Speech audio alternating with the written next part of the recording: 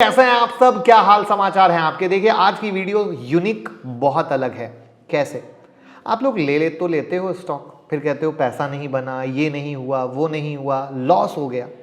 तो आज की वीडियो में हम कुछ ऐसी चीजें बताने वाले हैं जिसको फॉलो कर लिया तो कभी लॉस नहीं होगा, और जब लॉस नहीं होगा तो प्रॉफिट ही प्रॉफिट होगा मेरे दोस्त। तो आज की वीडियो को बहुत ध्यान से देखिएगा, क्योंकि देखिए कोई कंपनी फ्यूचर में कितना ग्रो करेगी ये उनके बोर्ड ऑफ डायरेक्टर के डिसीजन पे डिपेंड करता है। अगर वो सही डिसीजन लेते हैं तो क्योंकि हर एक मोड़ पर बोर्ड ऑफ डायरेक्टर्स को डिसीजन लेने पड़ते हैं, और उनके डिसीजन पर ही कंपनी के स्टॉक का फ्यूचर भी डिपेंड करता है। तो हम यहां पर लेके आए हैं एक यूनिक चीजें कि बोर्ड ऑफ डायरेक्टर्स के 5 ऐसे डिसीजन जिसके कारण कंपनी के स्टॉक प्राइस पर सबसे ज्यादा उतार चढ़ाव देखने को मिलता है। यानी ये चीजें अगर आप समझ गए तो आप समझ जाएंगे पैसा बनाने का रास्ता किधर से है, कब एंट्री करना है, कब एग्जिट करना है, कब पोजीशन को होल्ड करना है। तो क्या आप तैयार हैं? मैं मुकुल अग्रवाल आपका आप ही के यूट्यूब चैनल में स्वागत करता हूं। जो भी नए लोगों चैनल को सब्सक्राइब करें, बेल आइकॉन हिट करें, रात के 8:30 बजे का शो कभी मिस ना करें, जहां देते हैं कुछ ट्रेड आप कमा सकें। स्टॉक मार्केट की किसी भी ब्रेकिंग न्यूज के लिए ट्विटर और टेलीग्राम से जुड़ जाएं, लाखों लोग जुड़े हुए हैं।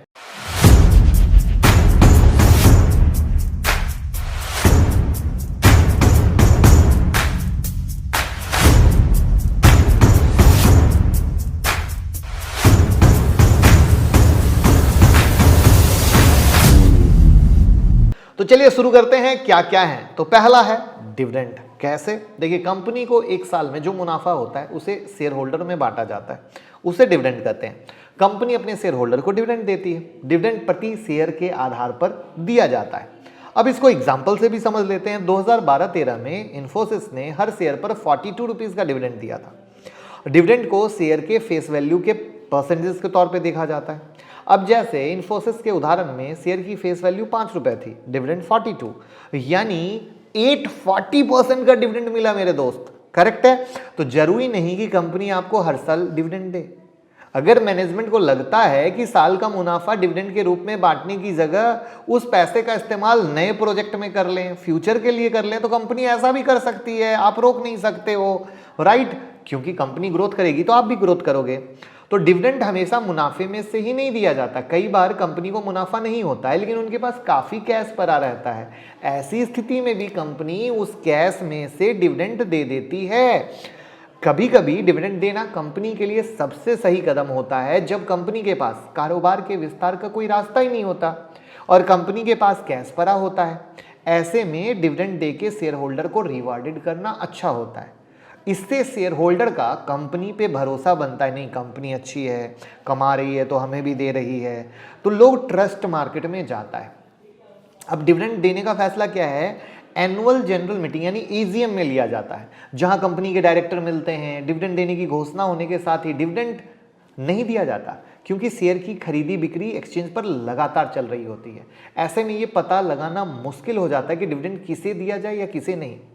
तो डिविडेंड की इस प्रोसेस को समझने के लिए हम एक चार्ट लेके आए हैं कि dividend declaration date, ex date, record date और डिविडेंड पे आउट डेट।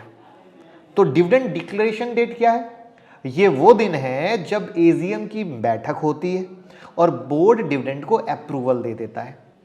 फिर आता है रिकॉर्ड डेट। ये वो दिन होता है जिस दिन कंपनी अपने रिकॉर्ड को देखती है और उसमें जिस शेयर होल्डर के नाम होते हैं उन्हें डिविडेंड देने का फैसला करती है। आमतौर पर डिविडेंड की अनाउंसमेंट और रिकॉर्ड डेट के बीच कम से कम 30 डेज का गैप होता है। उसके बाद आता है एक्स डेट या एक्स डिविडेंड डेट।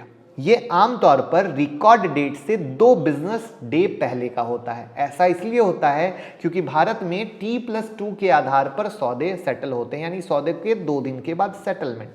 तो अगर आपको डिविडेंड चाहिए तो आपको ये शेयर एक्स डिविडेंड डेट के पहले खरीदने होते हैं। उसके बाद क्या होता है? Dividend pay out date. इस दिन शेयर होल्डर को डिविडेंड का भुगतान किया जाता है। उसके बाद होता है कम डिविडेंड। एक्स डिविडेंड के डेट तक शेयर होल्डर को कम डिविडेंड कहा जाता है। जब शेयर एक्स डिविडेंड हो जाता है तो उसकी कीमत में आमतौर पर डिविडेंड की अमाउंट के बराबर गिरावट आ जाती है। एग्जाम्पल, आईटीसी का शेयर 335 पर है, कंपनी ने 5 रुपए का डिविडेंड अनाउंस किया, तो एक्स डिविडेंड की डेट पर शेयर की कीमत 330 तक गिर सकती है, क्योंकि कंपनी के पास अब 5 रुपए नहीं है।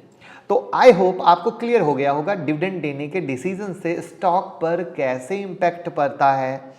अब दूसरा है बोनस इशू। बोनस इशू एक तरह का स्टॉक डिविडेंड ही है। इसमें कंपनी डिविडेंड की तरह पैसे नहीं बल्कि शेयर देती है। ये शेयर कंपनी अपने रिजर्व से जारी करती है। बोनस शेयर स्टॉक होल्डर को फ्री ऑफ कॉस्ट दिया जाता है। ये स्टॉक होल्डर को इस बेस पर दिए जाते हैं कि उनके पास कितने शेयर कंपनी के मौजूद हैं। बोनस शेयर आमतौर पर एक पार्टिकुलर रेशियो में जारी किया जाता है, जैसे 1:1, 2:1, 3:1।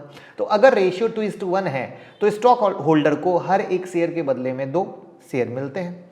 तो मतलब अगर शेयर होल्डर के पास 100 शेयर हैं तो उसे 200 शेयर मिलेंगे और कुल हो जाएंगे 300। लेकिन उसके पास शेयर तो बढ़ जाते हैं लेकिन इन्वेस्टमेंट की कीमत नहीं बढ़ती। आइए उसको समझने के लिए हम चार्ट से देखते हैं। यहाँ पर 1:1, 3:1 और 5:1 को हमने समझाने की कोशिश की गई है कि बोनस के पहले शेयर 100 थे, ठीक है। बोनस के पहले शेयर की प्राइस 75 थी, निवेश की कीमत 7500 थी। बोनस के बाद शेयर की संख्या आपकी 200 हो गई। बोनस के बाद शेयर की कीमत कितनी हो गई? 37.5। तो आपकी निवेश की कीमत कितनी हो गई? 7500 ही। तो ये फर्क समझना जरूरी है। तो डिविडेंड की तरह बोनस में भी announcement date, ex bonus date और रिकॉर्ड डेट होता है। कंपनियां शेयर में रिटेल इन्वेस्टर की पार्टनरशिप बढ़ाने के लिए भी बोनस इशू लाती है, खासकर तब जब शेयर की प्राइस काफी ऊपर पहुंच गई हो और स्मॉल इन्वेस्टर के लिए शेयर खरीदना मुश्किल हो। बोनस इशू आने पर मार्केट में नंबर ऑफ शेयर बढ़ जाते हैं लेकिन उसकी कीमत गिर जाती है, हालांकि फेस वैल्यू नहीं बदलता। तो ये भी एक प्लस साइन है उस शेयर में एंट्री करने का कि किस तरीके से एक तो प्राइस गिरे जहां पे आपको परेशान होने की जरूरत नहीं है और किस तरीके से कंपनी पे भरोसा करके आप आगे एंट्री ले सकते हैं। अब चलते हैं थर्ड डिसीजन पॉइंट पर, स्टॉक स्प्लिट। इसमें भी बोनस की तरह नंबर ऑफ शेयर बढ़ जाते हैं लेकिन आपकी इन्वेस्टिंग वैल्यू और मार्केट कैप नहीं बदलता।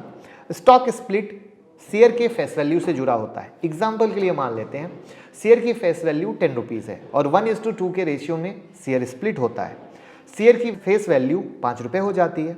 अब अगर आपके पास एक शेयर था, 2 हो जाएंगे। इसको मैं चार्ट से समझाता हूँ। देखिए 1:2 था, ओल्ड फेस वैल्यू 10 था, शेयर नंबर बिफोर स्प्लिट 100 है, शेयर प्राइस बिफोर स्प्लिट 900 है, इन्वेस्टमेंट कॉस्ट 90,000 है, न्यूज फेस वैल्यू क्या हो गई? 5। नंबर ऑफ शेयर कितने हो गए आफ्टर स्प्लिट? 200। क्यों? क्योंकि डबल हो गए। शेयर प्राइस आफ्टर स्प्लिट क्या हो गया? 450, आधा हुआ।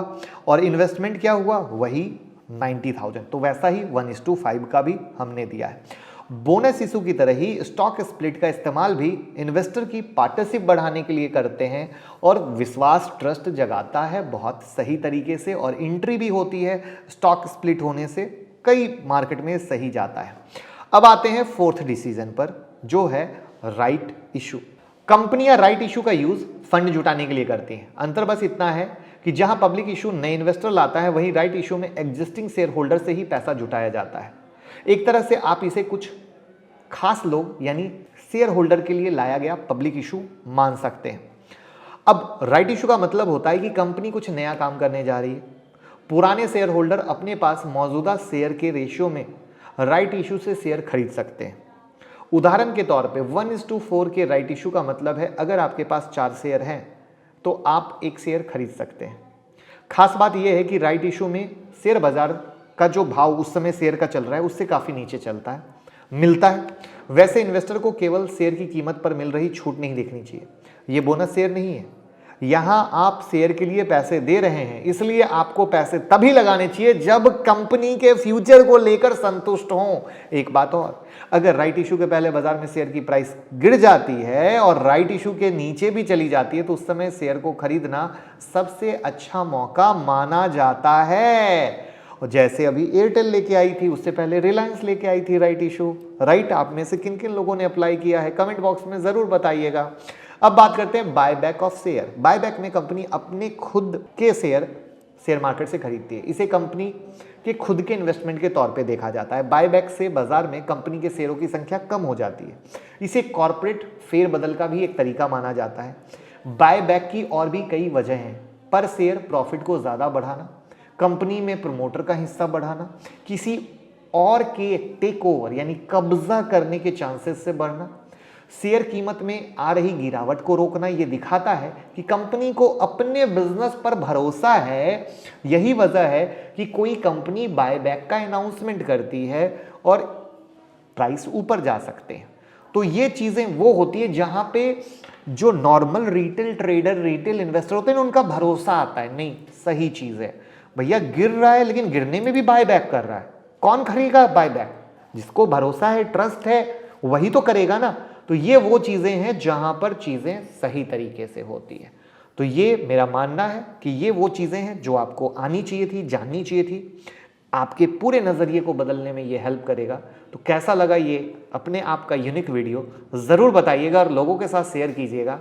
और लिंक डिस्क्रिप्शन में है डीमेट और ट्रेडिंग अकाउंट का, फटाफट हमारे लिंक के साथ ओपन कर लीजिए, जिससे हमें भी लगे कि हम कुछ बेस्ट आपको देने की कोशिश कर रहे हैं, तो आप भी खुले हाथों से हमें प्यार दे रहे हैं। Thank you so much.